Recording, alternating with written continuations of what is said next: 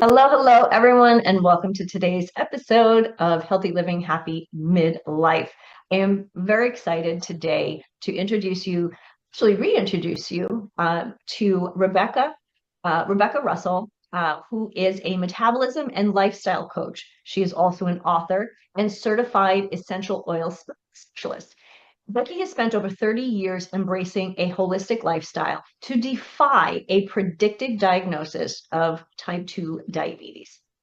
Not even being diagnosed with or pre-diabetic at 68, she's learned through her experience what it takes to truly thrive and is passionate about making that path easy for others. Becky, welcome to our program today. Thank you. I'm so happy to be here. Me too. I'm excited for so many reasons. The things that you do and I do go hand in hand. We always think of our health as, just our nutrition or just our workouts, but there's so much more involved. Right. So I read a little bit of your bio, who you are, what you've been doing. Tell us a little more. Tell us deeper. Who is Becky Russell?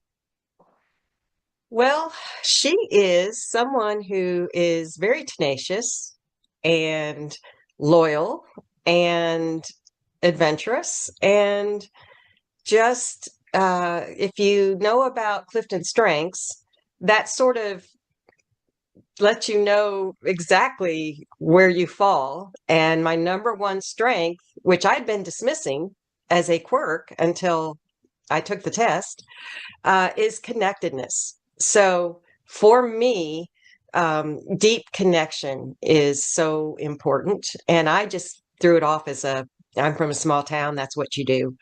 Everyone's family. But no, it's a big deal. So I lead with that now instead of just dismissing it. And your number five strength is your anchoring strength. And this explains why on my journey to better health, why I couldn't just keep it to myself or a small circle of people who would listen to me. Responsibility is my number five strength.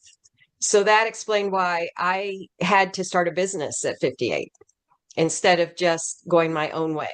And so I'm very purpose driven, have always been that as well. So that's a pretty good nutshell of who I I am. think so. And I think starting a business, especially the business that you're doing with essential oils, that is about connection. Oh, yes. Right? You need to connect with people that, just not just getting to meet people, but getting to know people, getting to understand what their needs are and how you can help them. So I can see where that connection piece absolutely suits you so well. So today we're talking, our talk topic today is you're not broken, you're rebuilding metabolism after 40. So let's talk about that. Explain metabolism, right, in your words. Like people have heard me say what I think, what metabolism in my words, but let's talk about metabolism in your words, your experience, and in your business. Well, I am not a doctor. I'm not anything, uh, in the medical field ever. So I'm not going to ever give a scientific definition or footnotes or my book. There's not one footnote. It's for the average person who just wants to understand holistic health, that approach. So for metabolism, I think the biggest thing to get across is we all think we know what it is, that it just is tied to our weight. And if someone has a slow metabolism, it's super hard to lose weight. And that's typically 40 and over, especially women. And then if someone has a good metabolism, then they have no problem with weight. They lose it easily and it's very annoying, usually men. I know my husband's that way. So we sort of bring it down to such a basic thing like it's what's the number on the scale. And it is so much more. And it's all about the energy. How do you fuel your body, which then in turn fuels your your life, your cells, your brain, your everything. So the metabolism is key, and that's why I focus on it, why you do. But it's not just, you know, if you do what you need to do to support your metabolism, to support you, give your body the energy it needs and its cells all over your body, you are going to age better. So I think that's why it's so great what you and I do is we make it sound simple, that is just metabolism, but it's so much more. You're right. It is, and it's about all of health. We think, oh, it's about the way we eat. It's about how much we exercise. And kind of that's what we kind of grew up thinking that health was. But there's so many other pieces that affect metabolism. Um, I could tell Well, and everybody, we got sold ask you the that myth. question. What are other factors that affect metabolism? Yeah, well, we got sold the myth of calories in, calories out, which we know is not true. So that was a huge misunderstanding. But yeah, the things that I really focus on with what I see, so that is what I focus on, is there's probably about 5 things across the board you're going to see if you have a slow metabolism. Sleep is huge. If you are not getting enough sleep and enough good sleep, that affects your hormones, which affects your satiety and your hunger hormones and so many other things. So, your brain health, everything. Sleep is super important. And then, managing stress, also super important, which can affect your sleep. And and of course, how you fuel your body, nutrition, whatever your meal plan is. Mine's the Becky plan. I don't prescribe to just one thing. We're all unique individuals, and you have to have the patience to find what works for your body. And it will change. Mine changed, 4 years ago. And so instead of being, I am tenacious and stubborn, but I've learned to listen to my body. So when something changed, it was like, okay, let's stop here. This is not normal. So let's figure out what's going on. Instead of just the typical response would be go to the doctor, get a pill, and then that causes other side effects, and you're just on this treadmill of this loop. Yeah, get And into the cycle. so, yeah, and hydration is huge. I do something called the Zytoscan, and Mhm. it's an amazing tool. It's FDA approved, whether that means anything or not, it is. And it's all about your energy. It picks up on where your body's struggling. And probably 90% of the people I scanned, they're dehydrated and they're vitamin mineral deficient across the board. And they have terrible toxic stress, meaning chemicals in their air, water, uh, products they use. Um, and so, and that's another tip is the chemicals you put on and in your body. Those affect your hormones, which affect your sleep, There's that everything is cycle. connected. It is. Okay, so you just gave us a lot to unpack. First, I love the fact that you're on the Becky plan. And I totally, I want people, I mean, this is important for people to really grasp. Becky is on the Becky plan. Denise is on the Denise plan. Now, could there be some similarities? Possibly. More than likely, there are a lot of dissimilarities than there are similarities. I think this is similarities is a word. I think I just might have made that one up. So I think it's really important for us to know, as women going through the menopause transition, literally from perimenopause through that menopause year into early and even a little bit further into postmenopause, like our body is changed. It's changing. They call it the change for a reason, right? Yeah. But it's not just one change. And Becky's change is different from my change. My change is different from my sister's change, which is actually kind of annoying because her change is a lot easier than mine has been. But again, my sister is on her own plan. Now, finding that plan is not something you just wake up one day and go, this is the plan and it's going to work. So let's talk about that a little bit. How does one, kind of wake up and go, okay, things aren't working the way it used to, things don't work the way they used to work. What is a step? Like what's the first thing a woman should be saying? Okay, this isn't working. I'm gaining weight. I'm not sleeping.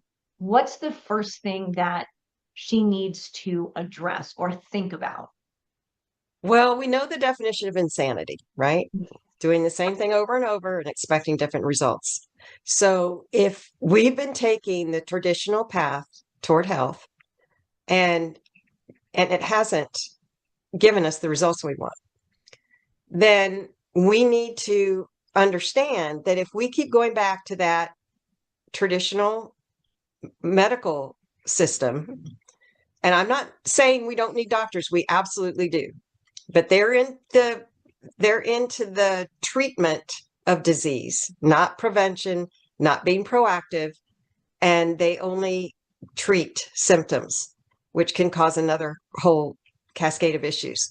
So if you are not getting the results you want in that system, then you can't keep going back to that same system and thinking they're going to give you another answer.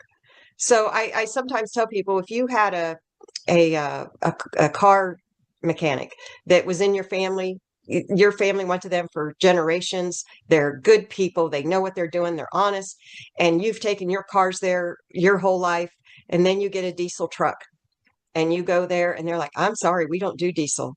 We don't do it. Yeah, but you're my guy. Well, it's just, we don't do that. But please just look at it.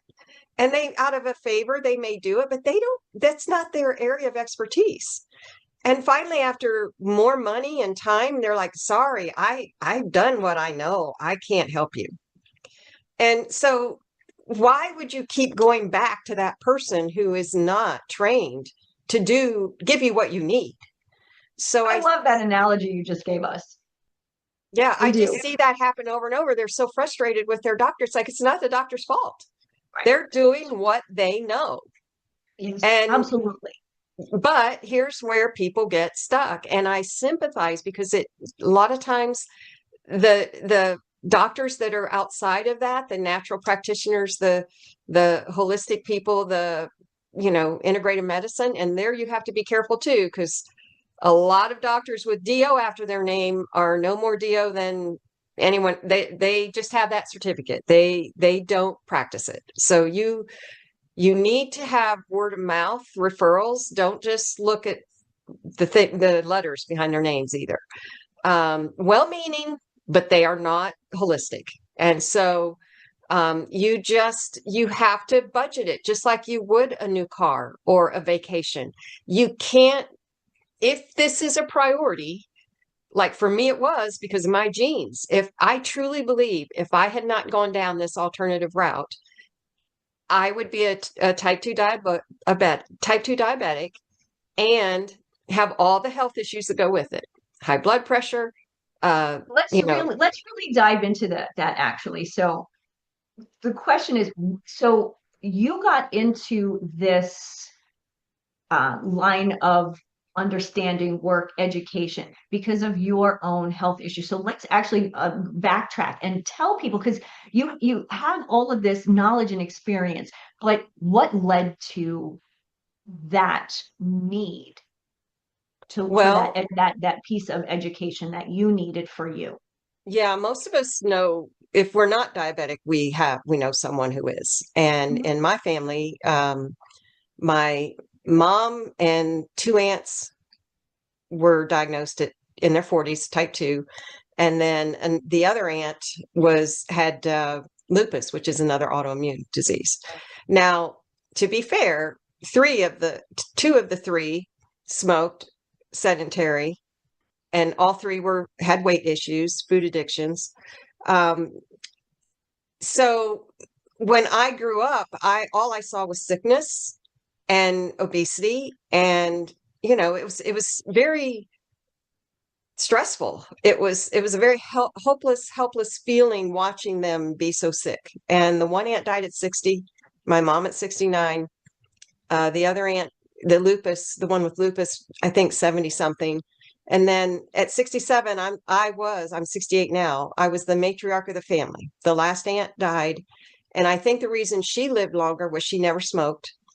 But for all of them, their quality of life, especially the last 10 years, was terrible. So when you grow up seeing people die too young, live in pain, it's like, I don't want that. So at 35, or around that age, I get diagnosed pre-diabetic, and I'm like, how?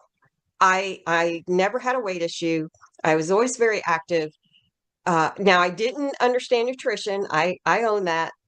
And I did not have a good relationship with food because I saw food as the enemy. I blamed the food for, of course, now we can sort of blame the food knowing what's in it.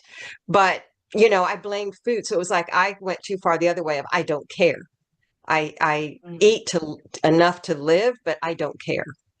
And so that was the slim fast drinks and because I just didn't care. And that's not healthy. I know that now, but that's what I knew at the time. And so keeping that number down on the scale was super important to me. And I never smoked. So to have that diagnosed, and the only reason I knew that early was because I was proactive. And they wanted me on a statin right away because my cholesterol was high. And so I was like, I saw what happened with the traditional route, and I didn't want that. So I was living in Dallas at the time, which is very progressive, and compared to Ohio, where I'm from. And so I had a doctor of Oriental medicine right down the street that came highly recommended. And the most fascinating thing to me, what really blew my mind, was she looked at my blood labs and she said, Becky, your cholesterol is not the issue. Your thyroid is off. And if you give me time to get that balanced, your cholesterol is going to be fine. And it shocked me. Like, the family doctor didn't catch that. The endocrinologist didn't catch that. And here's this stranger looking at my numbers saying, that's not even the issue. So it wasn't a quick fix. We had to try different supplements, but there was no big diet shift. There was no big overhaul in my life. It was mainly the supplements, quality supplements, that got my thyroid under control, and the cholesterol was fine. So that's just one example in my life where treating symptoms is a red flag, because think about what that would have done to my body, going on a statin that I did not need and ignoring the thyroid issue. Right. It wasn't actually fixing the problem. No. So that's an interesting piece, the thyroid and cholesterol, because typically as we get older, we do see our lipid numbers, like the good ones go down and the bad ones go up, right? There is a trend, and that comes with age, right? But we have to pay attention to this. I think it's really important that you just mentioned that the cholesterol challenge wasn't just cholesterol. It was the thyroid. We don't understand that as women. We're really not told much about it. We may have our thyroid tested at the doctor, and they do their 3 tests. They don't do all of the tests that you and I know are available. So a lab comes back and it's quote unquote normal. And I'm sure that may have been something that you experienced. It was normal. So why would that be an issue? My question always is, normal for who? You're right. And so one of the things, and I think this is an important piece, having a baseline of all of your labs is so important, especially somebody like you who knows that there's been prediabetes, diabetes in your family, and all these issues. We tend to not to do those things until something is wrong. Right. So I love the fact that you talk about prevention. So let's Well, talk. and but what really threw me too was this endocrinologist did not look at me. He was Mm, looking at numbers and the statistics, and he was just not even asking me, are you willing to make changes? Are you willing to do this or that? Nothing. He said, if you do not start a statin now, by 40 you'll be full-blown diabetic, and if you start a statin now, you're still going to die a diabetic, but it'll be when you're 80 or so. That, wow, you do not try to take my hope away. That infuriated me. Do not treat me like a number. yeah, So that's that's that's another red heartbreaking. flag when you are with a doctor. And I had the same issue when I ended up with AFib. They tried to tell me that my risk factor was this because I was female, and when I had another birthday, it was going to go up. And I'm like, excuse me, what? Whoa, wait. If I'm healthy otherwise, why does a birthday matter? And Should, they just dug their heels in, and it was like, okay, I need to switch. This is not going to work. well, the silliness in that too is your birthday could have been the next month. So what was going to change? I know. I know. I Um, can't. No, I won't deal with people like that. I yeah, You treat me. yeah. So let's talk about this. A woman in our audience, she's trying to figure this out. What is, aside from trying to do the same thing over and over and over, going the medical route, what is another mistake that you see women making when it comes to their metabolism and overall health? I think the number one thing across the board, every single person, is emotional wellness. And that is so overlooked. But think about it. If you are not dealing with old trauma, you're not trying to heal what has created some sort of health issue. There's a book called The Body Keeps Score. Mhm. And so you hold, and those Zyto scans tell you where you're holding emotions, which is really cool. So if you have not forgiven someone, if you are angry at someone, if you are grieving, and no emotion is right or wrong, but if you're not dealing with it, if you're not acknowledging it and then trying to heal it, then it just manifests in other ways. So that's what worries me so much about and I know this is another whole podcast and I don't want to get into that We mess, could do that. Like we could do that another time, but let's talk. Let's but the bring it up. GLP-1s, yes, for some people, it's especially with kidney disease or something else, they need it. It's, I'm not saying they're bad for everyone. Again, what is your plan? What do you need? But There is a place. Yes. yes, but what worries me, and I did in the book called The Magic Pill, which I highly recommend because it is written by a man who is an investigative journalist, and he takes the GLP-1, but he was very objective in his account of the pros and cons, which really was refreshing. And he brought up a very good point. If, for instance, you put on weight as a teenager, young woman, because of abuse of some sort, you were, attacked or abused in some way, and you're using that weight as a protection to keep people away from you so they won't harm you, they won't find you attractive or whatever your reasoning is. Then you get older, you've buried it, you're moving on, you say you have a family, you're married, you think everything's fine, you just have this weight. So you take the shot, you lose that weight, and suddenly strange men are whistling and giving you compliments, and you have not dealt with what caused all that emotional trauma at the beginning. And this can have so really bad repercussions. So there's no way out of emotional trauma. You have to deal with it, and it's not fun. It is not fun. But you again need to find your way of dealing with that. Whether some people just have to meditate, journal on those emotions. Some need a talk therapy. Some need, tapping, essential oils. There's so many ways to address this, but if you don't, it's going to come back in some shape or form.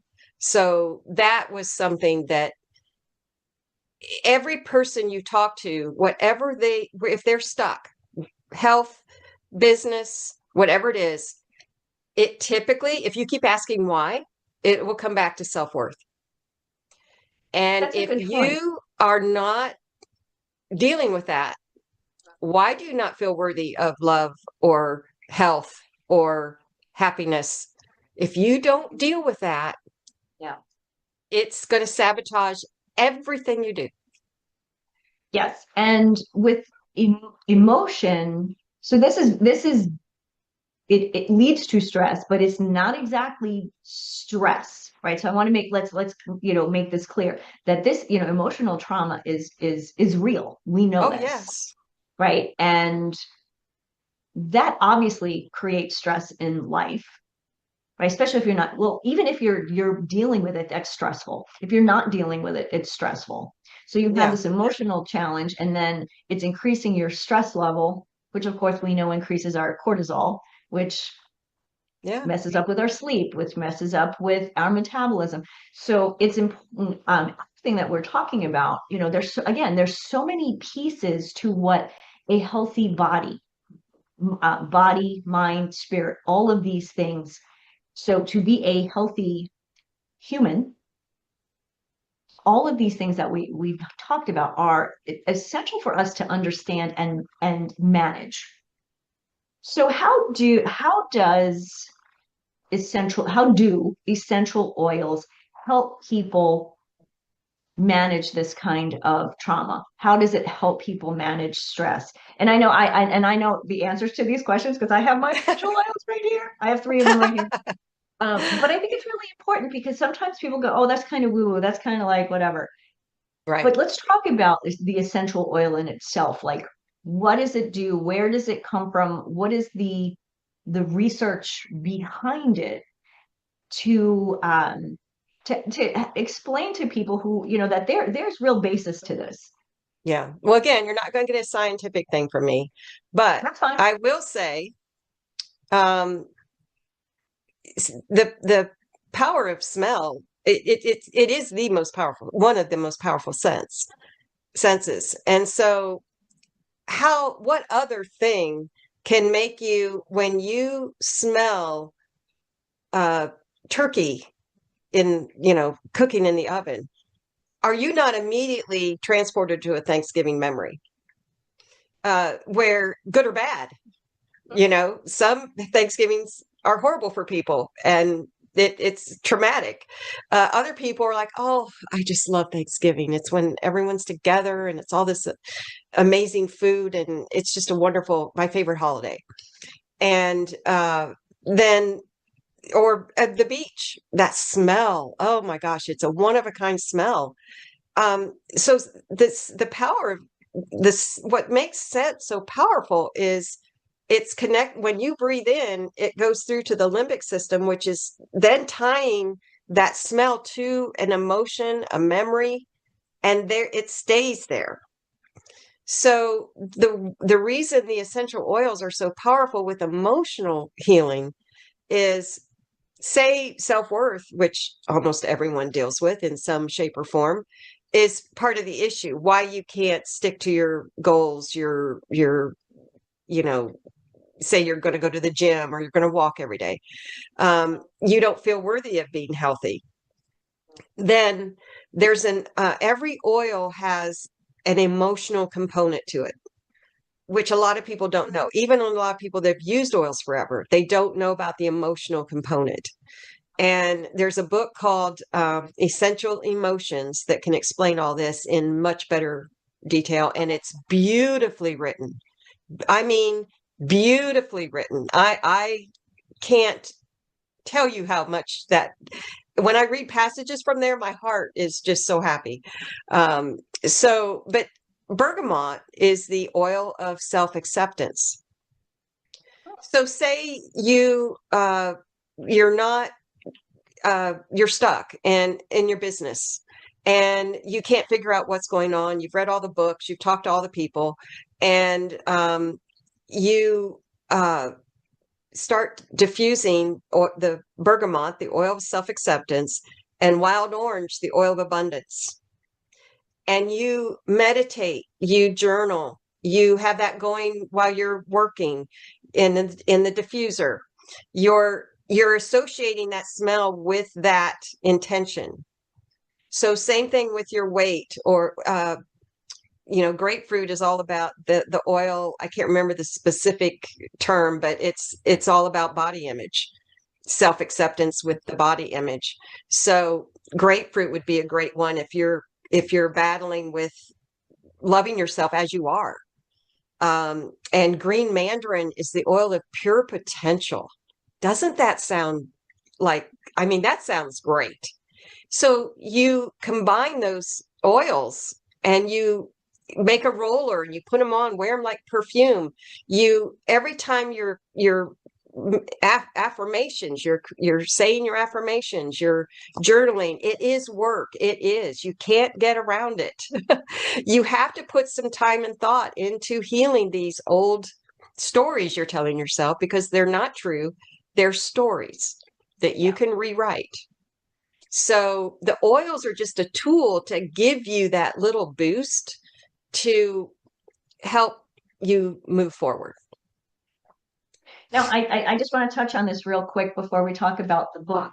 You mentioned the Zytoscan. What exactly is the Zytoscan?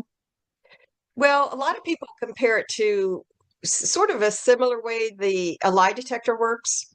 It's creating a baseline of your energy, basically.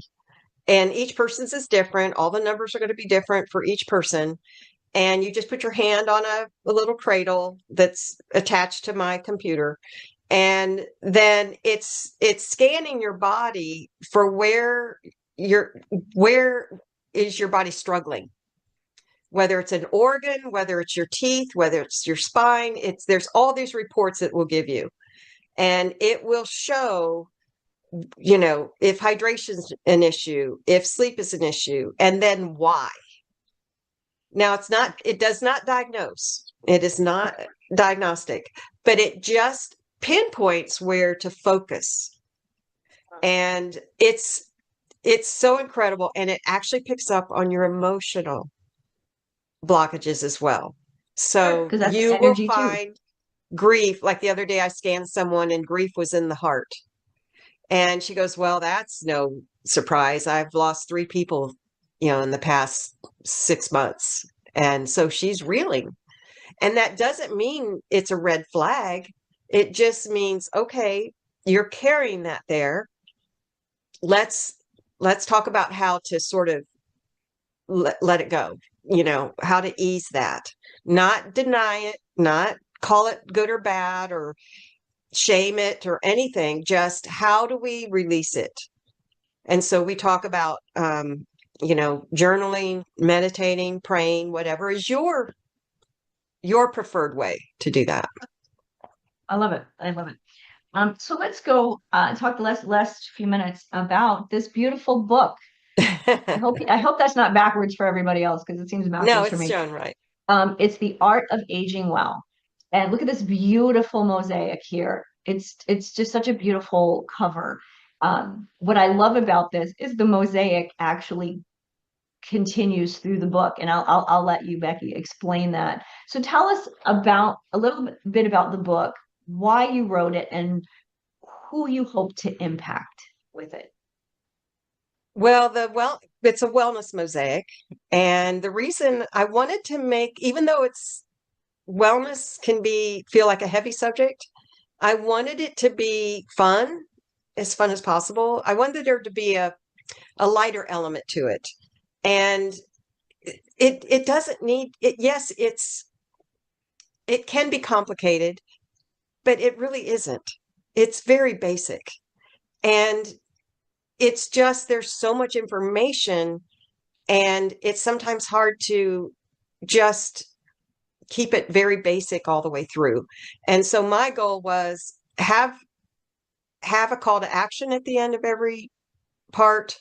And also because I don't, if you don't put your information you learn into action, it's sort of a why bother. And then also I wanted to be sort of fun.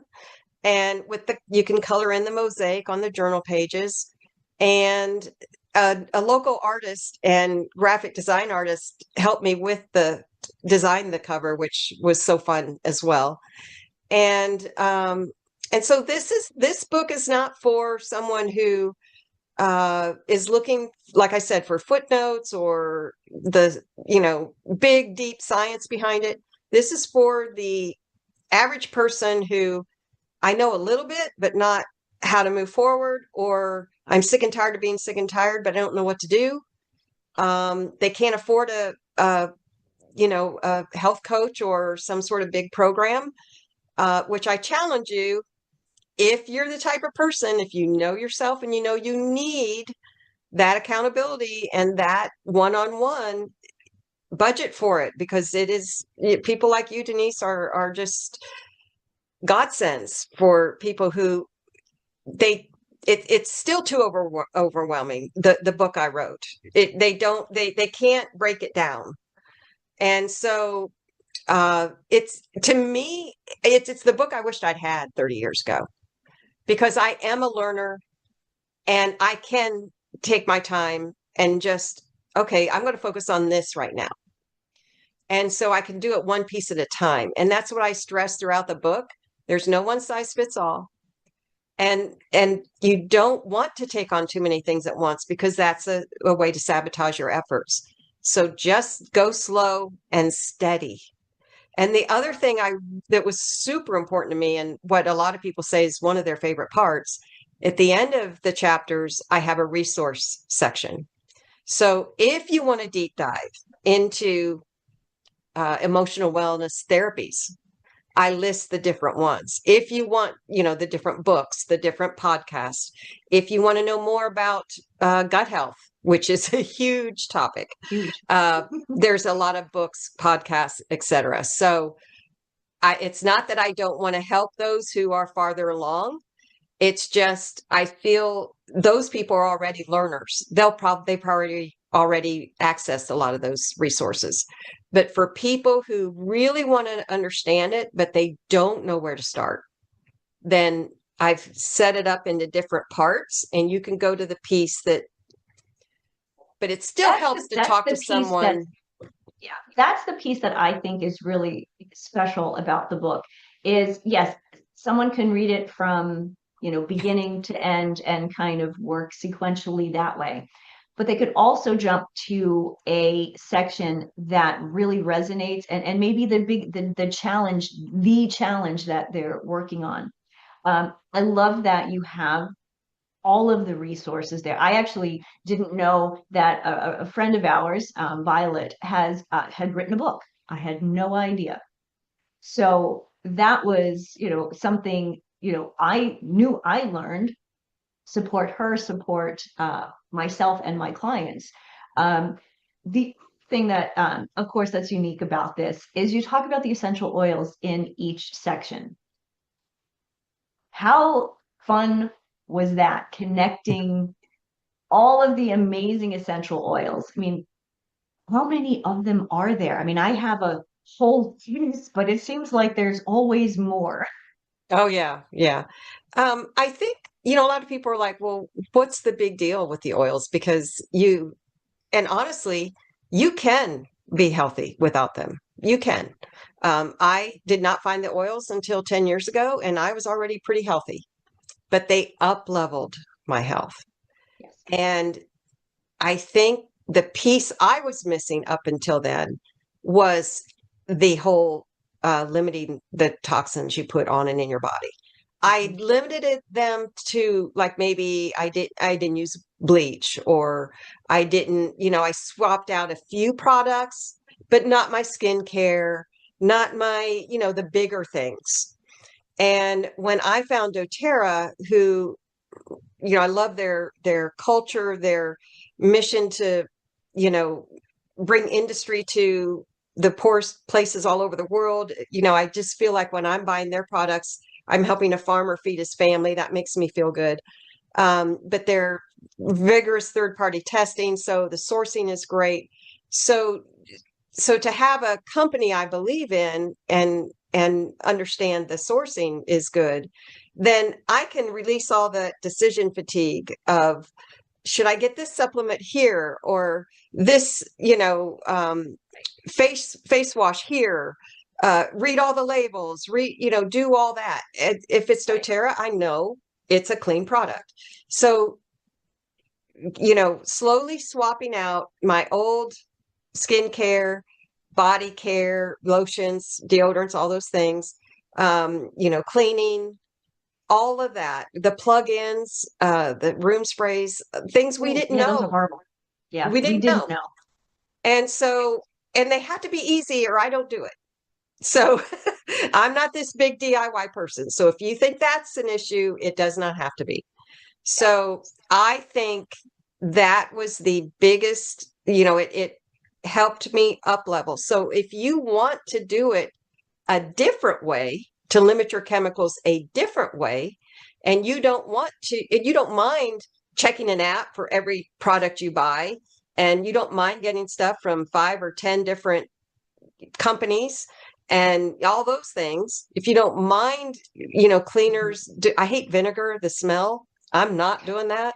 My husband's So the same way. if you just want to make your cleaning things, you do you however you limit those chemicals. I can't stress that enough. Get your water tested. That is huge. I didn't know. I did not know that before. So, All these things. yeah. So that is what the oils, and then you add the emotional aspect. So to me, I use them like medicine. I use them all day, every day. And I have a book that is my Bible that I go to look for recipes and protocols. But again, you have to have all the oils ready and there for when you have something come up.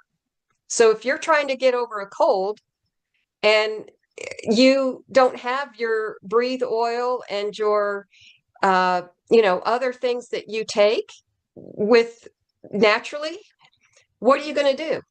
You're going to run to the drugstore and get a cough medicine full of chemicals, and it's going to just be in your system for how long, upset your gut biome, create more inflammation in other ways. So you have to be proactive and prepared. And that's what I love about the oils, because I can take care of most things myself, and I don't need to go to the walk-in clinic for many things. So other people, that stresses them. I love having that control. I want to do what I can for myself before I go somewhere else. Right. And this goes back to the you do you.